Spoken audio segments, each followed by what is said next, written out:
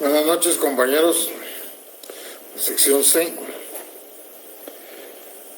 El último día de clases, semana pasada, les dije yo que la ciencia de las finanzas públicas se podía analizar o estudiar desde el punto de vista económico y desde el punto de vista jurídico.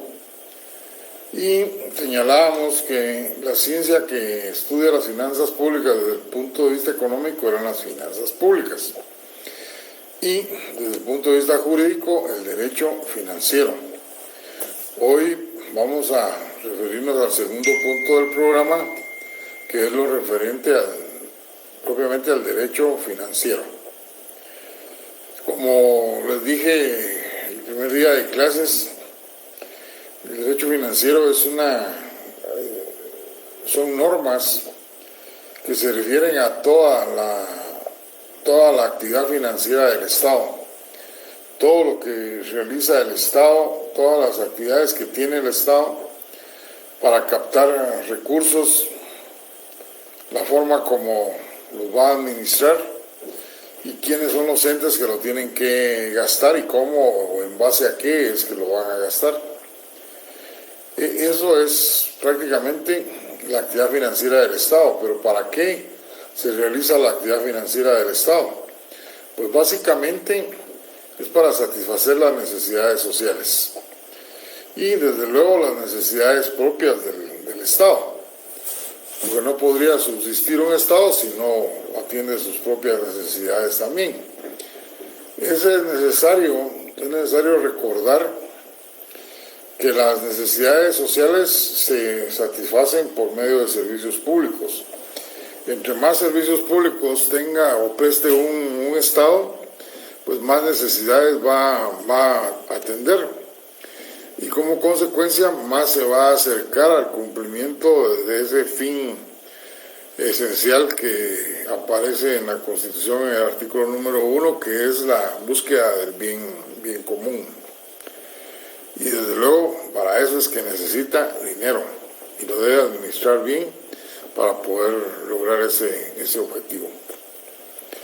Pues ese, en términos generales, es el mundo del derecho financiero, pero ¿cómo surge el derecho financiero? En el siglo XIX, muchos estudiosos, desde el punto de vista moral, económico y algunos jurídico, pero más que todo cuestiones filosóficas, se referían a la materia financiera. Pero no es sino hasta en el año de 1906 que el tratadista austriaco Mirbach Reinfeldt escribe por primera vez un tratado de derecho financiero, y así le denominó a su obra, Tratado de Derecho Financiero. Y en él lo que hizo fue recoger todo ese pensamiento, todas esas discusiones y orientarlas, pero desde el punto de vista jurídico. Y una de las cuestiones fundamentales es que estableció que el derecho financiero era conformado por normas de derecho público positivo, con el objeto de reglamentar todo lo referente a las finanzas públicas de los distintos órganos públicos que existían en aquella época. Él dijo dentro de su contenido esencialmente que era necesario establecer una diferencia de este derecho financiero con el derecho administrativo, pero además del derecho administrativo separarlo definitivamente del derecho privado.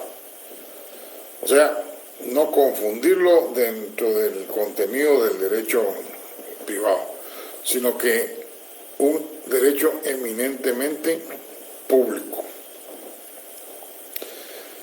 Y así es como se desarrolla este derecho, se crean nuevas figuras. Por ejemplo, hay un autor, Sáenz de Bujanda, que en España empezó a escribir un tratado también que recopilaba todo lo referente al derecho financiero de su país, las disposiciones legales que existían en ese entonces.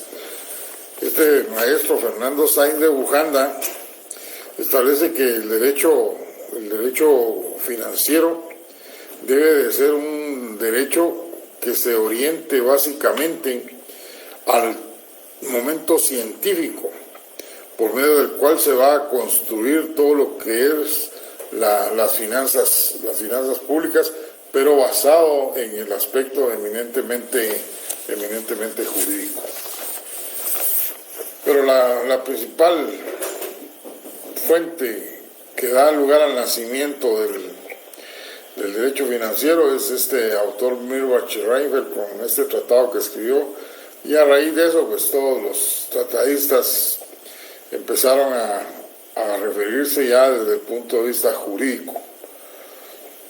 ¿Cuáles son las características que tiene este derecho? Pues la principal, tal y como lo dijo el que estableció su origen, es que es un derecho público.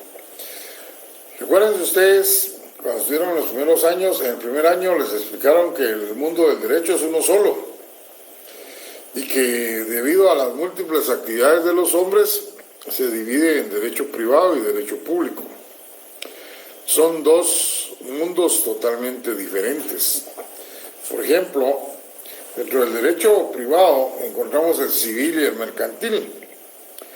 Pero en esos derechos, los que lo aplican, lo van a aplicar de acuerdo a sus intereses. Y si es relacionado con otras personas, pues se tiene que tomar en cuenta lo que manifiestan las dos partes. Y de acuerdo a eso establecen voluntariamente qué normas aplicar o cuáles no. En el derecho civil encontramos el contrato de arrendamiento, por ejemplo, y este contrato, pues en nuestro código tiene más de 40 artículos.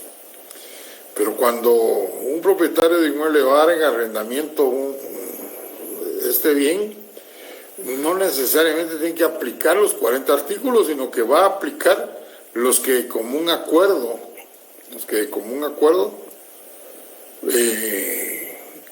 establezcan.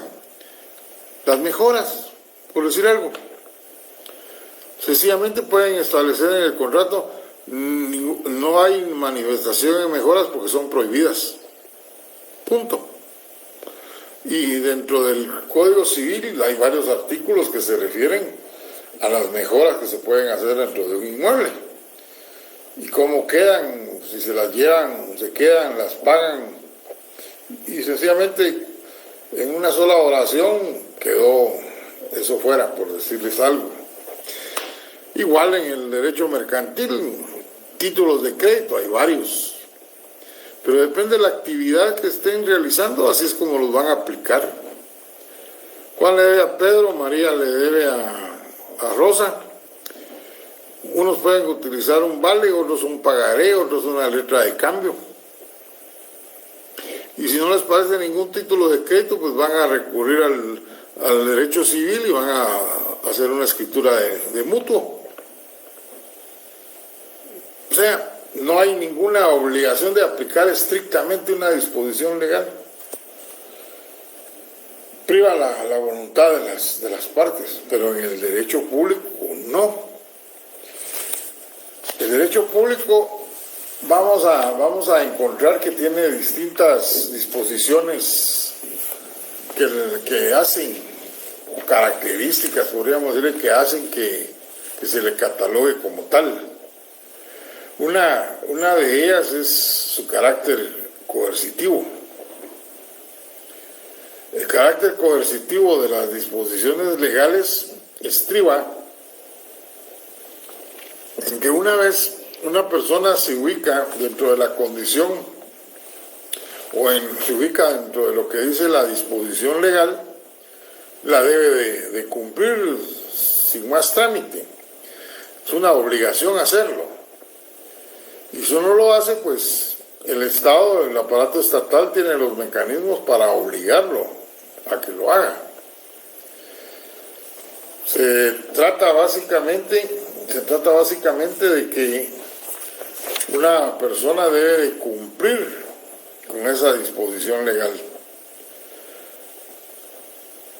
Un ejemplo, si hablamos del control de cambios, que es una disposición que está regulada en la ley del Banco de Guatemala, y aquí la última que se dio fue en los años del conflicto armado, que muchos capitales estaban saliendo del país, temerosos los propietarios a que se les pudiera desapoderar de los mismos, al llegar a triunfar la otra parte del conflicto. Y esto empezó a causar ya daños a la economía del país. Como consecuencia de eso, la Junta Monetaria, en una sesión de un día como hoy, por ejemplo, en la tarde, empezó a discutir la imposición de y des en cuenta la palabra que estoy diciendo, imposición del control de cambios, y que significa que nadie puede enviar divisas, o sea, moneda extranjera, dólares, al extranjero, si no es con el control de los bancos, quienes a la vez están auditados por el Banco de Guatemala. Ese día se filtró lo que estaba discutiendo la Junta Monetaria y muchos millones de quetzales salieron del país en el transcurso de la tarde y parte de la noche. Al otro día estaba vigente el control de cambios y nadie podía ya libremente enviar dólares al extranjero. Los bancos del sistema recibieron la prohibición de hacerlo, de otorgar de seguir con esa facultad que tenían de negociar divisas. Y entonces se creó un reglamento en el cual se establecía cuándo sí y cuándo no podían salir divisas del país. Y la gente, pues sencillamente ya no pudo hacer negociaciones. Y personas que tenían a sus hijos estudiando en el extranjero, por ejemplo, y que estos allá vivían en base a la remesa mensual que les hacían, pues tuvieron problemas hasta que el reglamento estuvo vigente. Y que apareció que eso sí era posible enviar divisas, pero cumpliendo con una serie de requisitos, entonces se podía autorizar, imagínense ustedes. Otro ejemplo que les puedo poner es el pago de los impuestos, dentro de la captación de recursos que tiene un Estado. Si ustedes se ubican dentro del hecho generador de una disposición impositiva, lo único que les queda es cumplir con ella, pagando el impuesto. Si estamos dentro del uso de algún bien del Estado y que nos lo tenemos en arrendamiento, pues tenemos obligadamente que pagar la renta, si no nos van a desapoderar del bien. Por eso se dice que una de las características del derecho público es que tiene carácter coercitivo. No paguen un impuesto, pues pondrán una multa. Pero aún así no lo pagan, pues sencillamente les inicia un económico coactivo. Un proceso de esta naturaleza es de mera ejecución, hay embargo de bienes. Y termina hasta la adjudicación de esos bienes embargados a favor del Estado. La otra característica de este derecho público es que no hay libertad de interpretación. Las normas se interpretan conforme al texto. Conforme al texto. ¿Qué otra forma de interpretar tengo yo con respecto al encaje bancario? El Banco de Guatemala establece cuánto es el monto del encaje bancario que debe tener cada uno de los bancos en esa cuenta en el Banco de Guatemala para respaldar las operaciones de ahorro de sus clientes, y sencillamente el banco privado tiene que cumplirlas, no tiene otra alternativa. Caso contrario, va a empezar a ser sancionado gradualmente por el Banco de Guatemala hasta llegar el momento en que pueda causarse el cierre por la falta de certeza con respecto al respaldo de las cuentas que tienen abiertas sus cuentavientes. Ven ustedes ahí dos ejemplos entre los cuales se aplica esa figura de que no hay libertad de interpretación, mucho menos la otra figura que es la manifestación de la voluntad. Si sigo el ejemplo del encaje bancario, bueno, el banco no tiene el dinero suficiente para mantener encajadas sus cuentas. Pues hay unos artículos ahí que dicen que puede pedir préstamo para poder solventar esa situación, pero para otorgar ese préstamo se debe cumplir con ciertos requisitos. Y si esos requisitos no se cumplen, pues sencillamente no hay crédito. O sea, una cosa es manifestar la voluntad de obtener un crédito para poder cubrir su encaje, y otra cosa es cumplir con los requisitos. La voluntad de pedirlo la tienen, pero si no cumple con los requisitos, esa voluntad no se cumple. No se puede hacer efectivo lo que está manifestando en esa petición. Por eso se dice que el derecho financiero es un derecho público, porque es de carácter coercitivo. No hay libertad de interpretación ni manifestación de la voluntad. Esto lo hace definitivamente un derecho público en el cual el Estado no le da libertad a las partes para que cumplan o no con sus disposiciones legales. Sencillamente las tienen que cumplir. Un ejemplo en materia de administración de los recursos, en el presupuesto. En el presupuesto se establece en qué se va a gastar el dinero. Y a un ministro de salud le pueden dejar establecido que él va a gastarse 1 millón en la construcción de un centro de salud. Estamos hablando de un ministro de salud pública. Bueno, él tiene la obligación estricta de construir ese centro de salud en la aldea o en el municipio que dejó establecido el presupuesto. No puede cambiar la ubicación de la construcción de ese centro de salud. Si lo hacen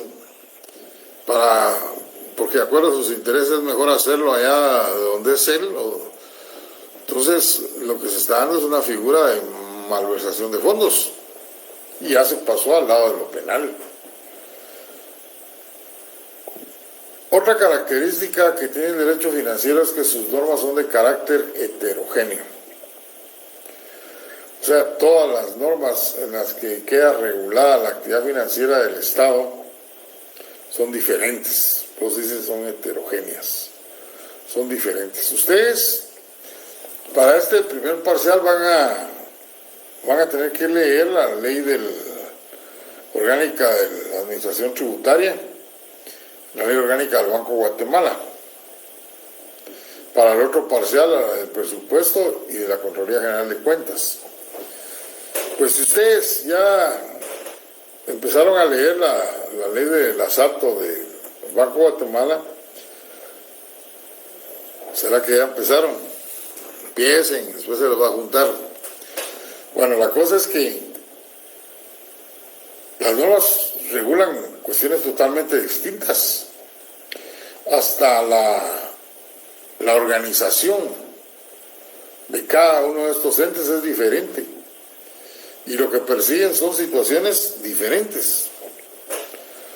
La de la SAT dice en su organización que hay un directorio, después abajo un superintendente, más abajo los intendentes de recaudación, de aduanas, de jurídico, de fiscalización.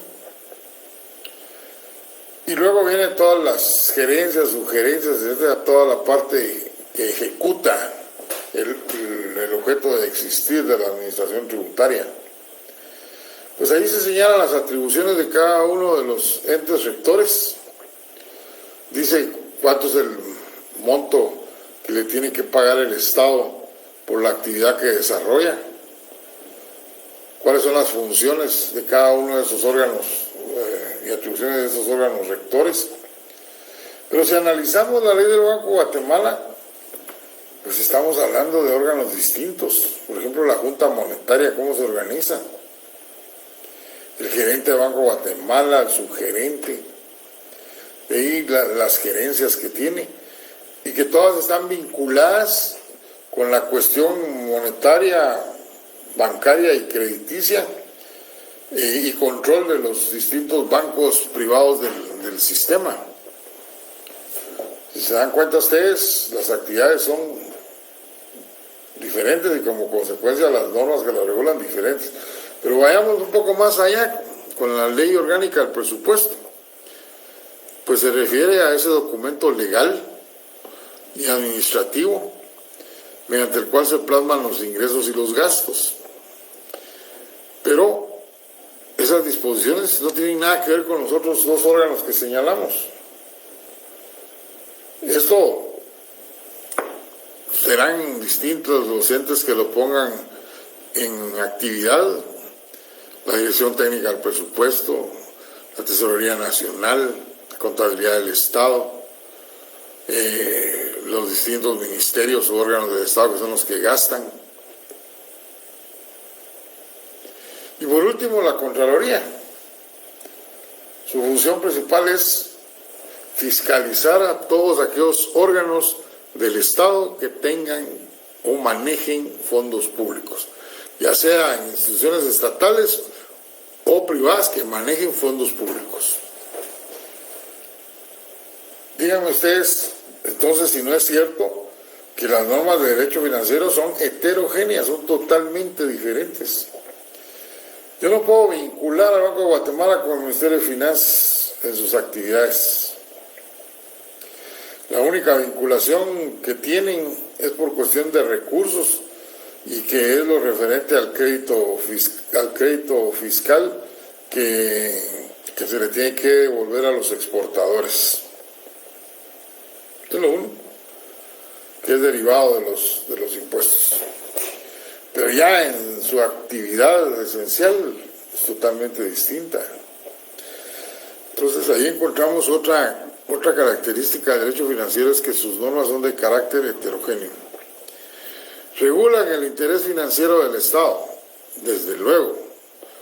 Cualquiera de esas disposiciones legales que sirven de base a la actividad financiera del Estado, lo que les preocupa, lo que persiguen, lo que regulan esas disposiciones es que el Estado pueda captar buenos recursos, que los distribuya en forma correcta, que los gaste en la forma que establece la ley que aprueba el presupuesto, y que venga un órgano a controlar que realmente se esté cumpliendo con la ley en lo referente al gasto. O sea, todas desde distinto punto de vista y de distinta actividad, lo que procuran es velar por el interés financiero del Estado. O sea, bien utilizados los recursos del Estado. Y por última característica encontramos que se establece una estructura para que el Estado pueda cumplir con sus fines, desde luego. Tanto para la captación de recursos, administración y erogación hay órganos diferentes que participan esencialmente en esa actividad.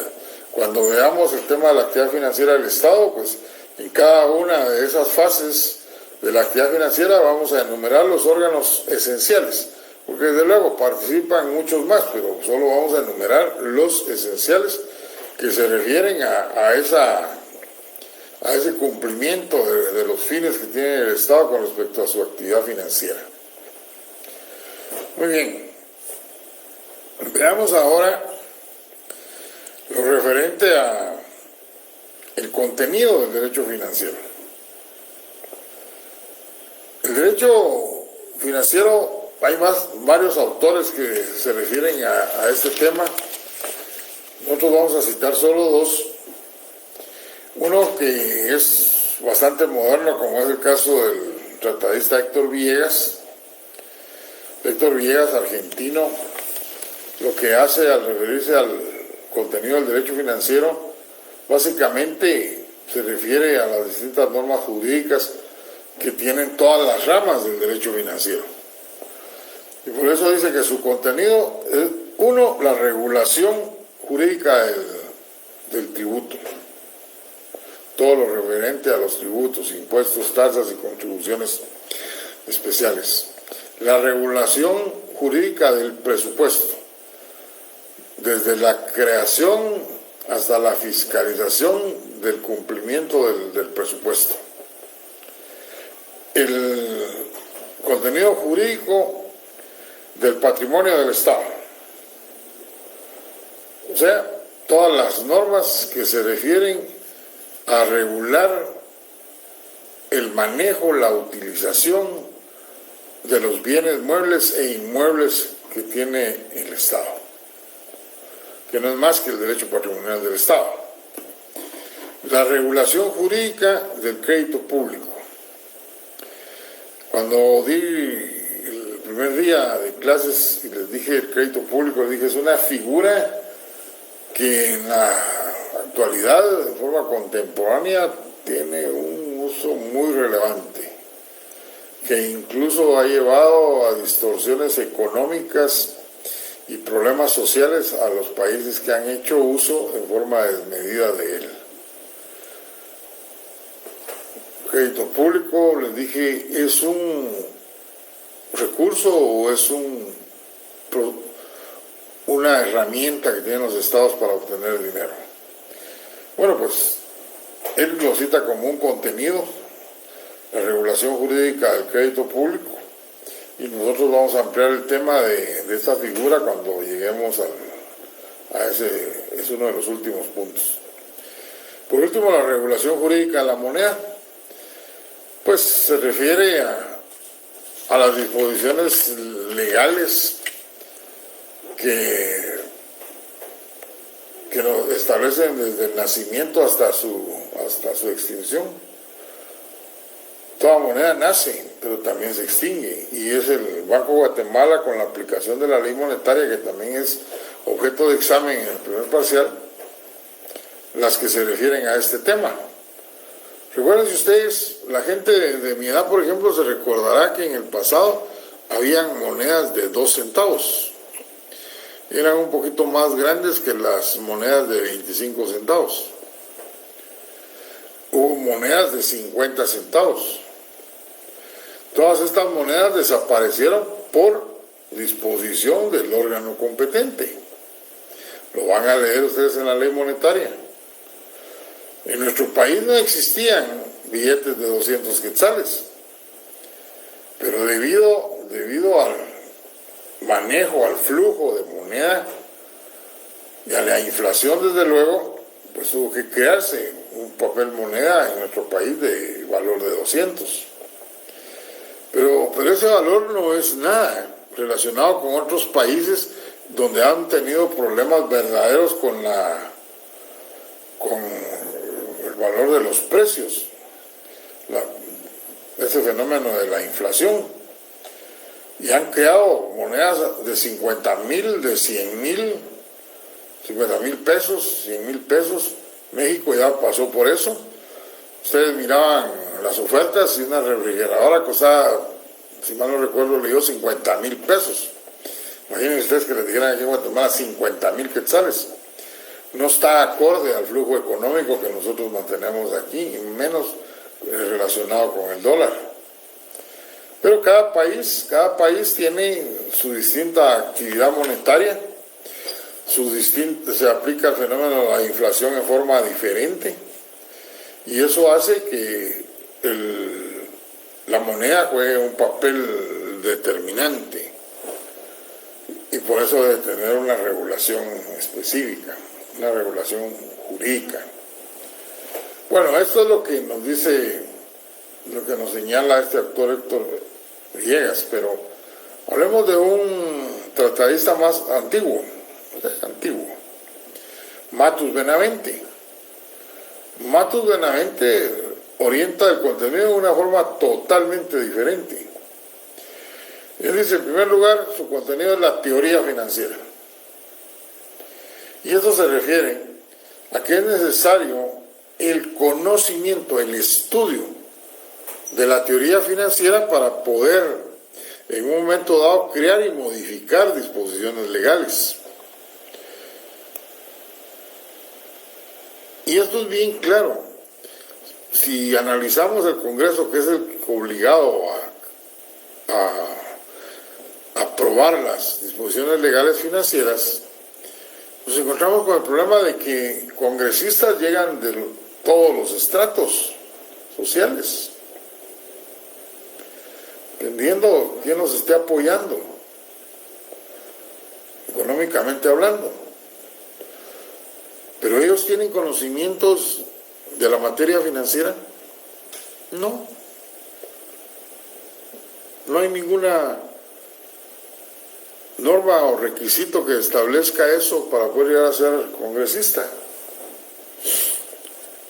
Sencillamente, tampoco tienen asesores específicos de esta materia, que los debieran de tener en materia financiera tributaria. Los asesores llegan al Congreso con conocimientos de otras materias o por compadrazgos, qué sé yo, pero cuando llega una disposición legal de materia financiera no la conocen y únicamente responden en un momento dado a los intereses de los grupos que los llevaron a ocupar un escaño en el Congreso. Y ustedes saben que una disposición legal con una coma, un punto y coma o un punto y seguido cambia totalmente el sentido de la disposición legal. Y por otro lado, si no se analiza en todo su contexto, al momento de su creación lo que va a generar es un conflicto en la interpretación de esas disposiciones legales. Por eso dice este tratadista Matus Benavente, es necesario tener conocimiento de la teoría financiera. Y se dan cuenta lo importante que es entonces. Ellos las cambian de acuerdo a determinados intereses y son proyectos o iniciativas de ley que llegan al Congreso preparadas por técnicos expertos en la materia que han estado formándose por años en las instituciones. Y de un plumazo se vuelan artículos. O le incorporan otros artículos que vienen a tergiversar muchas veces el contenido de la ley o de otros artículos plasmados en esa iniciativa.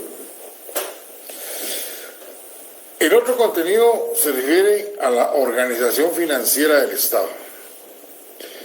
Él dice que la actividad financiera debe tener sus bases en la Constitución y que las disposiciones ordinarias vengan a desarrollar esos preceptos constitucionales del derecho financiero. Que deben existir las instituciones que van a realizar esa captación de recursos, esa administración y erogación de los recursos. Nuestro país no es ajeno a ese contenido. Ya lo vamos a ver más adelante. Guatemala en su Constitución tiene artículos que se refieren a instituciones como la Contraloría General de Cuentas, donde da los principios rectores de esta institución y la ley orgánica los viene a desarrollar. Hay principios relacionados con la materia financiera, con la materia tributaria. Señala claramente quién es el órgano responsable de la creación de los tributos. Crea principios fundamentales como el de la capacidad contributiva, la doble tributación, y señala además elementos indispensables con referencia a la moneda, a la facultad del Congreso de crear estos tributos entre otros. Y Guatemala, entonces, en cumplimiento de esas disposiciones legales, también ha creado otras instituciones, como la Administración Tributaria, que vino a cumplir en un solo órgano las funciones de la Dirección General de Aduanas y de la Dirección General de Rentas Internas, y otras más que se le señalan ahí en su propia ley orgánica, y ustedes lo van a leer. O sea, la organización financiera del Estado es la existencia de normas constitucionales y el establecimiento de los órganos que van a desarrollar esos principios constitucionales mediante la creación de sus propias leyes ordinarias, que los crean, a sus leyes orgánicas. Otro contenido se refiere a la relación entre el Estado y los particulares, o sea, el Estado y los sujetos pasivos de la relación tributaria. Esto no es más que con la existencia de las leyes impositivas, ahí se establecen hechos generadores, o sea, condiciones que una vez que los sujetos se ubican dentro de esa condición o hipótesis, les surge la obligación del pago del tributo. O sea, se establecen derechos y obligaciones, el derecho del Estado a que le paguen y el derecho y la obligación del contribuyente a pagar el impuesto correspondiente.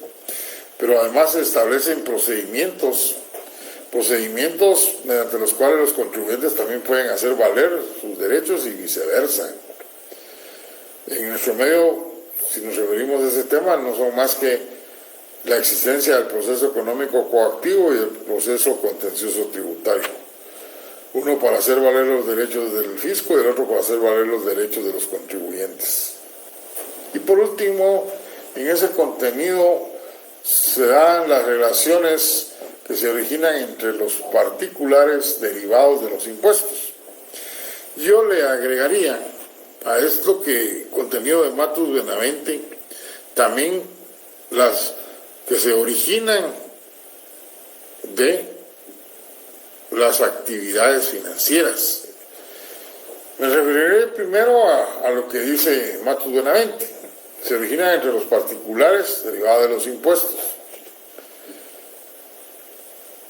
O sea, el Estado no participa, en otras palabras, sino que son relaciones entre particulares, usted y yo. Usted y yo vamos a hacer una compraventa. ¿Qué es lo que exige el notario para hacer la compraventa del inmueble?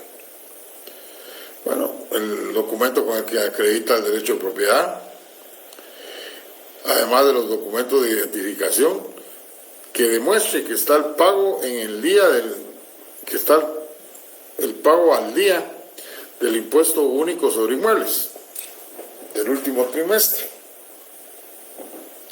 lo que le va a permitir también establecer cuánto es el valor inscrito en el catastro municipal. Eso es por parte del vendedor, pero el comprador, para poder ser propietario en definitiva, debe de registrar esa compraventa en el registro de la propiedad, y para ello tiene que pagar un impuesto. Dependiendo de los números de inscripciones, IVA o impuesto del timbre fiscal. Pues bien, ¿qué tiene que ver el Estado en eso? Nada.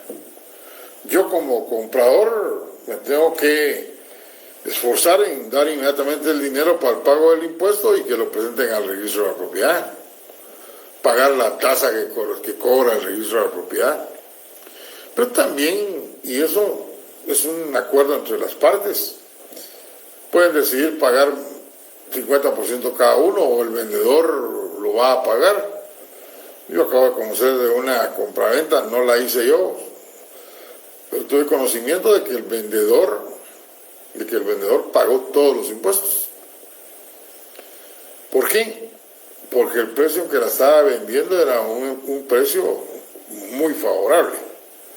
Pero como el otro persona que tenía mucho interés en ese bien los pagó y el otro aceptó pagar el impuesto. Imagínense ustedes la ganancia que iba a tener para poder aceptar eso. Pero si no hay ningún acuerdo, la ley dice el comprador. Son relaciones que se dan entre los particulares, o lo que les mencionaba de los títulos de crédito. Juan y Pedro están haciendo una negociación de dinero en el que uno le da al otro. Pues pueden hacer un vale, un pagaré, o sencillamente un mutuo, buscando su propio beneficio en el no pago del impuesto. Porque ustedes cuando vean eso en el otro curso se van a dar cuenta que estos no están afectos. Entonces eso es lo que van a buscar y facilitarse así su problema.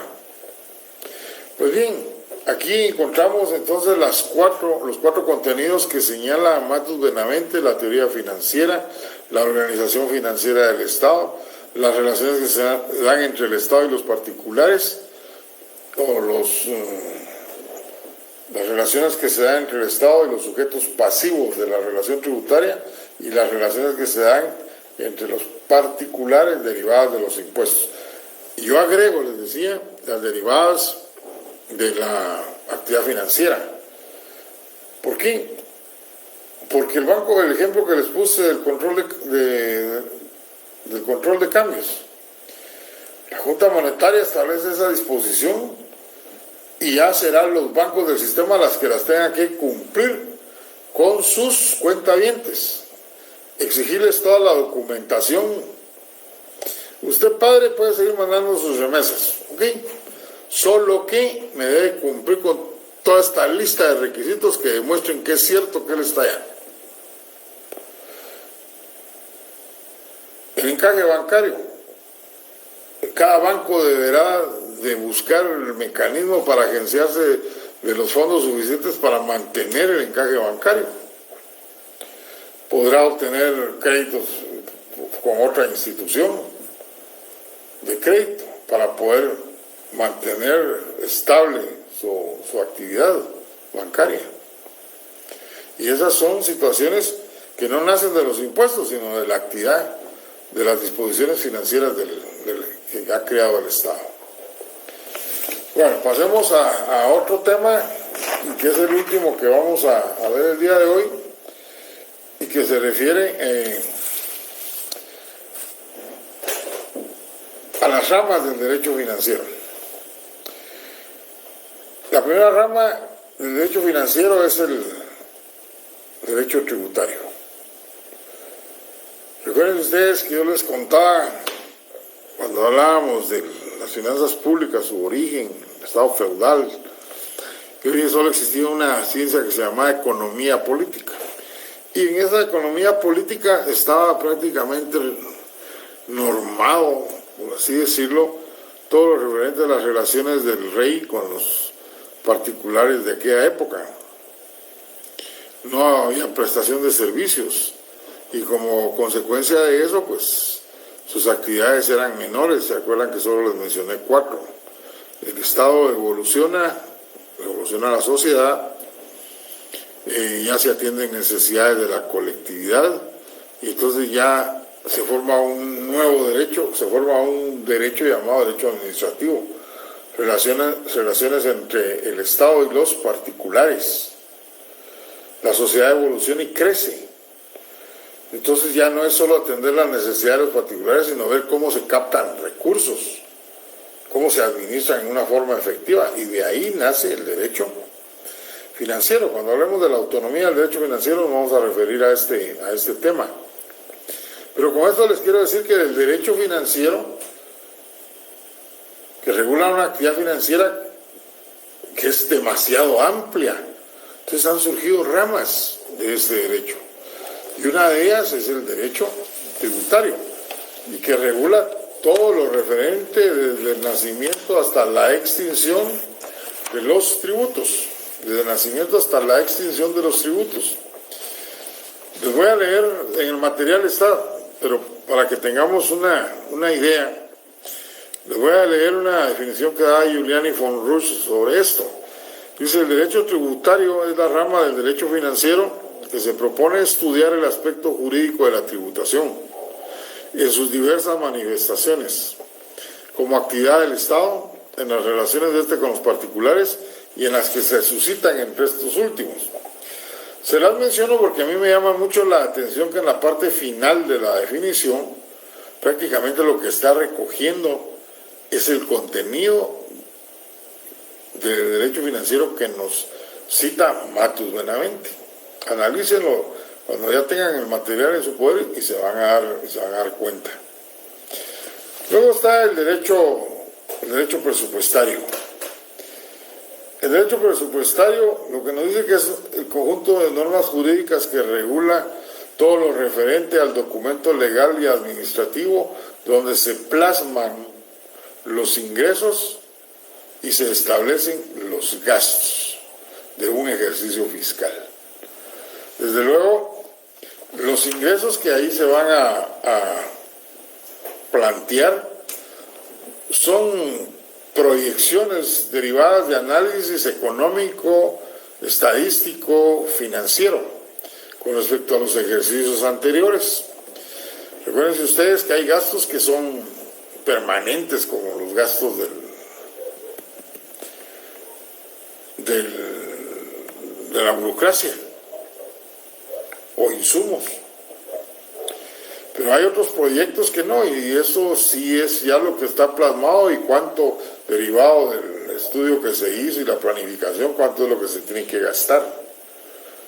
Por eso digo yo que es una gran irresponsabilidad del Congreso no aprobar el presupuesto de una nación, pretendiendo con ello forzar políticamente al Ejecutivo a hacer determinadas actuaciones que el Ejecutivo no quiere realizar por diversos motivos. ¿Y por qué les digo que es delicadísimo? Porque si no lo aprueban, queda el presupuesto del ejercicio anterior. Y en el ejercicio anterior se incluyeron obras, por ejemplo, obras que ya fueron ejecutadas, pero las que se van a ejecutar no quedan plasmadas, no están incorporadas. Y el Ejecutivo, en el transcurso del ejercicio fiscal, va a estar presentando al Congreso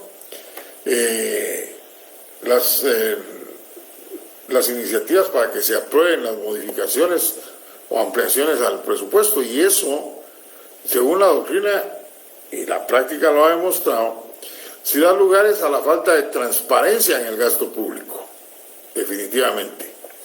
Por eso digo, es una irresponsabilidad no aprobarlo. Este tratadista Monticelli Gualterio dice que es un conjunto de normas jurídicas que regulan o autorizan de antemano los gastos públicos y establece un cálculo de los recursos con que habrá de ser pagados en el ejercicio financiero. Lo que estábamos diciendo, ¿no? Autorizan los gastos que se van a realizar, ya sea gastos de inversión o definitivos, pero además establece cuáles o calcula cuáles son los recursos que se van a captar para poder pagar, cumplir con esos gastos. Cada uno de estos derechos que les voy citando en el material que yo les voy a trasladar, hay varias definiciones de cada uno. No es la intención de que se los aprendan de memoria, no. Es información y que conozcan los elementos característicos de cada una de las definiciones. El otro derecho es el denominado derecho fiscal. En la doctrina se discute sobre el hecho de que derecho tributario y derecho fiscal es lo mismo. En su obra Giuliani von Rusch señala, a pesar de que él llama derecho tributario y fiscal, dice que sí son dos situaciones diferentes y que hay que denominarlo básicamente derecho tributario. Pero ¿dónde estriba la diferencia? El derecho tributario regula específicamente los tributos, impuestos, tasas y contribuciones especiales.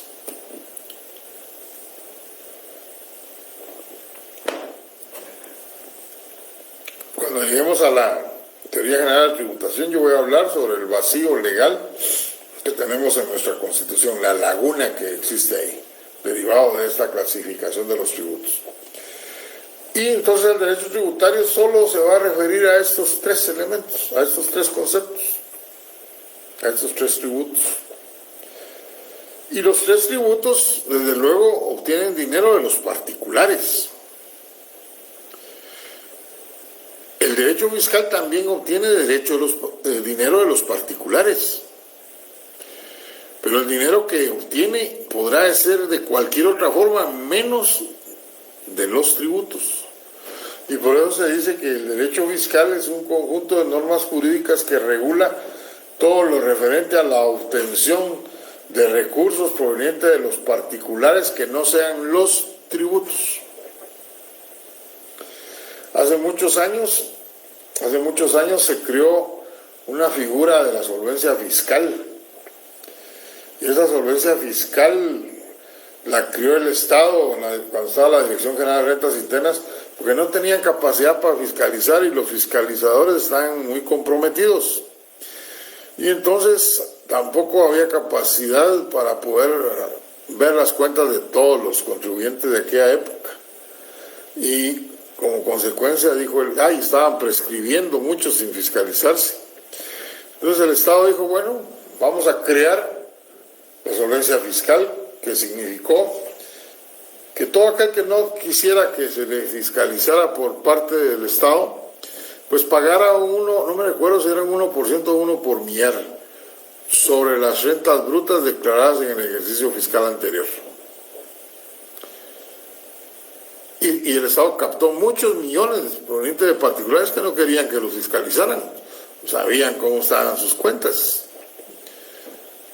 Pero eso no es un tributo, son dineros que obtuvo de los particulares, sin ser tributos. Pero provienen de los particulares, tampoco fueron obligatorios, tampoco se dio nada a cambio. Sencillamente el que quiera. Ese es un ejemplo. Luego encontramos el derecho patrimonial del Estado.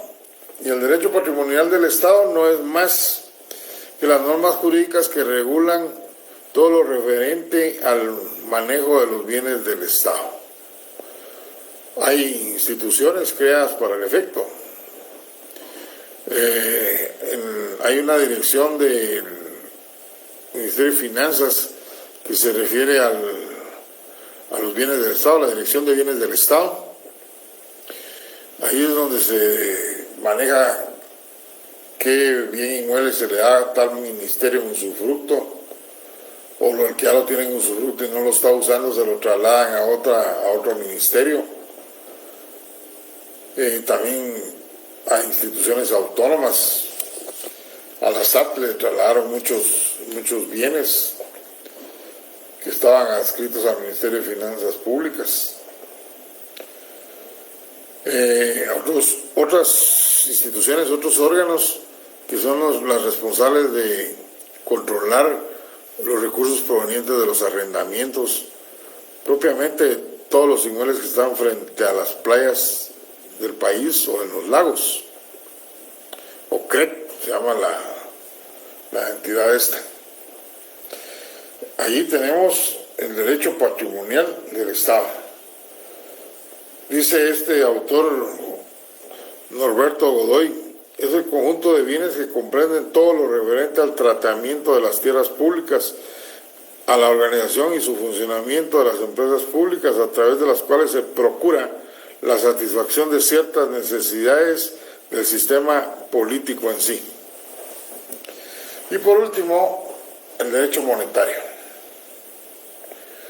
El derecho monetario se refiere a todo lo referente a la existencia de la moneda. Ya se los dije, desde el nacimiento hasta su extinción. Y la moneda es tan determinante como la misma necesidad que tiene el Estado de atender sus compromisos internacionales. Un crédito que genera una deuda con un órgano financiero como el Fondo Monetario Internacional, el Estado no le puede pagar con bienes muebles. El Estado le tiene que pagar con moneda. Y como está pactado en dólares, pues pagarle en dólares. Buscar el movimiento, la indexación, convirtiendo quetzales a dólares y así cumplir con sus compromisos. Pueden ser euros, pues tendrá que cambiar los quetzales a euros y pagar. O lo referente a lo que hablábamos hace un momento, crear papel moneda con los distintos montos o retirar los ya existentes. Todo eso está vinculado con el derecho monetario. Una definición está constituido por el conjunto de normas jurídicas y económicas relacionadas con la moneda como instrumento de cambio y como elemento de las obligaciones con ella vinculadas, especialmente con los empréstitos internacionales o el crédito público. Bueno, nos vamos a quedar aquí. Prácticamente para terminar este punto del programa solo nos queda pendiente el poder financiero del Estado, que lo vamos a explicar el lunes. Entre el día de mañana y el viernes yo les voy a estar mandando el primer laboratorio que se refiere a la ley de la SAT, para que ustedes el fin de semana hagan el favor de contestarlo. Ya les dije al principio del curso, contesten ustedes, conozcan su ley, para que el día del examen pues tengan un conocimiento. Yo no les estoy diciendo que se aprendan de memoria los artículos, no, que las lean. Y una de las mejores formas de conocerla es contestando uno el laboratorio. Si no lo contestan, no le pidan a su compañero las respuestas. ¿Para qué? Si las respuestas se las voy a dar yo. Mejor dejen en blanco y el día que dicte las respuestas o que mande el laboratorio con las respuestas ya incluidas, pues ahí tienen el asunto. El problema es el día del examen, que no van a conocer su ley y van a perder el tiempo hojeándola, buscando uno o dos casos que vengan sobre ella. Entonces mejor hagan ustedes, platiquen con sus compañeros, a ver qué contestaron, pero no tachen nada de lo que ustedes escribieron. Esperen a que yo les dé la respuesta. Muchas veces yo lo miro en los exámenes. Empiezan a contestar lo correcto y en el camino cambian y ponen lo que les dijeron que era, y lo que les dijeron que era estaba incorrecto. Así que aprendamos de nuestros errores, se aprende haciendo. Bueno, compañeros, solo voy a ver si hay alguna pregunta aquí de lo que hemos estado hablando. ¿Qué leyes tenemos que leer? La ley del Banco de Guatemala, la ley monetaria y la ley de la administración tributaria. Dice, ¿cuándo nos compartirá el material de apoyo? Sí, se me había olvidado contarles que ya la otra semana voy a empezar a enviarlo y va a ser por esta misma vía. Ustedes lo imprimen y ahí estamos para que empiecen a leer.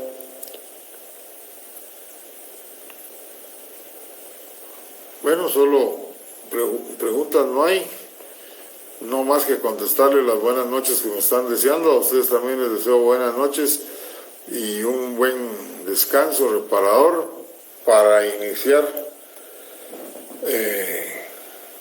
Bueno, aquí hay una pregunta. Cuando nos comparta el material, ¿cuándo nos compartirá el material de apoyo? ¿Será virtual o a mano? No, yo se los voy a enviar y ustedes lo reproducen. Así que tengan ustedes muy buena noche, compañeros. Hasta el lunes, si todo está bien.